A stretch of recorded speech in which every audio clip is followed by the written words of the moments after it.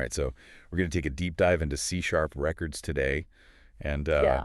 looks like we've got some really interesting source material here. We do, yeah.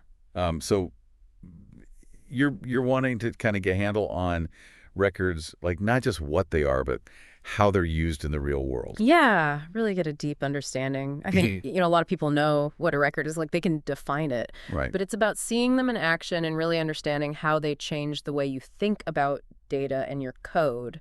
Yeah, because it seems like from the stuff I've read, it's not just a new feature. It's like Right. a whole new way of thinking about programming. It is, yeah. It's definitely a shift in thinking. And I think that's why people find it so interesting. It's not just a syntax change. Right. It's a change in the way you approach problems. Yeah, and one of the things I was reading about was how they explain records versus classes, like using this analogy of a cocktail menu. Oh, yeah, that's a good one. So, like, you've got a record that's Yeah. it's like, the mojito, the margarita, the old-fashioned, it's like Yeah. you've got a recipe and you follow it exactly every time. Right. That's your record. A fixed structure for your data, Right. but then sometimes you want to experiment. Right. You want to go off the menu. Exactly, and that's where classes come in. They Okay. give you the flexibility to create any kind of cocktail you imagine. Right. So that's like mixology school. Yes. Yeah. You learn the techniques, the tools, you can invent, you can experiment. Gotcha. But that comes with a cost. Yeah. As, you have to learn all those techniques, you have to write more code, Right. you have to be more precise with your definitions. Right. Okay, so records. Yeah, records just simplify things. Simplify it, yeah. And I noticed that one of the sources was talking about, like, how much time records actually save you. Oh, absolutely. Because it's like all that boilerplate code you used to have to write. Right, all that repetitive stuff, the getters and setters, the quality checks, all of that. Yeah, just tons and tons of code just to do really basic stuff. And records just handle all that for you automatically. Right. It's like magic. It lets you focus on the logic of your application, the unique parts. So I was looking at this and, I was thinking, okay, this sounds too good to be true. Well, there's always a trade-off, right? There is, yeah. There's no such thing as a free lunch. So what's the downside here? Well, there is a tiny performance hit. Okay. Records can be slightly slower than classes. Really? Yeah, just slightly. It's usually negligible, but it's there. Okay, so what's the technical reason behind that? Well, remember all those handy features records provide? Yeah. Like the automatic equality checks? Uh-huh. Those actually involve generating some extra code behind the scenes. Oh, okay. And they also do some additional work to ensure your data stays immutable, those tamper-proof seals we talked about. Right. So that adds a little bit of overhead. Exactly, and that overhead can manifest as a slightly slower execution time. Interesting. And did the sources talk about, like, how much slower are we talking here? They did. They had some benchmark results. Okay. And the difference is really small, often measured in nanoseconds. Oh, wow. So, like, not even noticeable. In most cases, you wouldn't even notice it. Okay. So it's a very small price to pay. Exactly. Especially when you consider the benefits you get in return. Less code, fewer bugs, easier maintenance, Right. and more robust thread-safe applications. Now, you mentioned thread safety, and that's something that came up a lot in the source material. Right. So what is thread safety exactly, and why are records so good for it? Well, thread safety is all about making sure your code works correctly when multiple parts of your program are trying to access the same data at the same time. Okay, so like if you've got a big program with lots of moving parts. Exactly, like a bustling kitchen with multiple chefs working simultaneously. Right. Each chef is like a thread, and they need to be able to access ingredients, recipes, and appliances without stepping on each other's toes. Right. Now, imagine if two chefs try to modify the same recipe at the same time. That could lead to chaos. Yeah, a culinary disaster. Exactly. Right. Or, in our case, a program crash. So thread safety is all about preventing those kinds of conflicts. Gotcha. So how do records help with that? Well, because records are immutable, their data can't be changed once they're created. Right. So if one thread is using a record, no other thread can accidentally modify it, even if they try. Oh, so it's like those tamper-proof seals again? Precisely. Each thread gets its own copy of the record, and they can work with it without worrying about interfering with other threads. So it's like having separate workstations for each chef. Exactly. It makes concurrent programming much safer and easier to reason about. Okay. Yeah, that makes a lot of sense. It's one of the big advantages of records, especially in modern applications where concurrency is so common. And I saw that the sources were talking about how records are especially well suited for things like API responses. Oh, yeah, that's a perfect example. So why is that? Well, think about what an API response is. It's basically a snapshot of data at a particular point in time. Right, like a fixed set of information.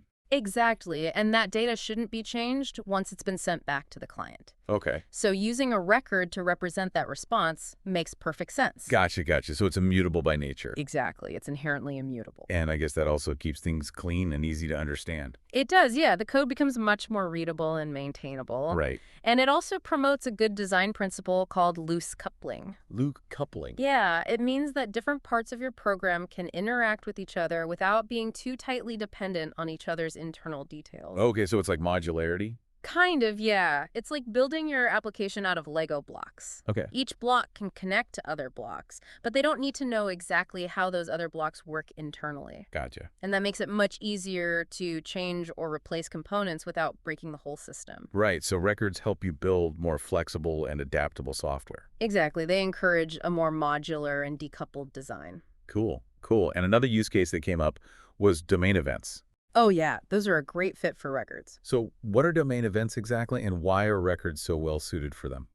Well, a domain event is basically something that happened in your application that's important to record. Okay, so like a user signing up or placing an order. Exactly. It's a fact that occurred in the past and it shouldn't be changed. Right. So it's inherently immutable, just like an API response. Okay, so records are like perfect for capturing those events. They are. They can store all the relevant data about the event, what happened, when it happened, who triggered it, and so on. And because they're immutable, you know that the information is reliable and trustworthy. Exactly. It's like a historical record that can't be tampered with. Right. So it seems like records are like this amazing tool for so many different scenarios. They are very versatile. But I did notice that the sources also mentioned some cautionary advice.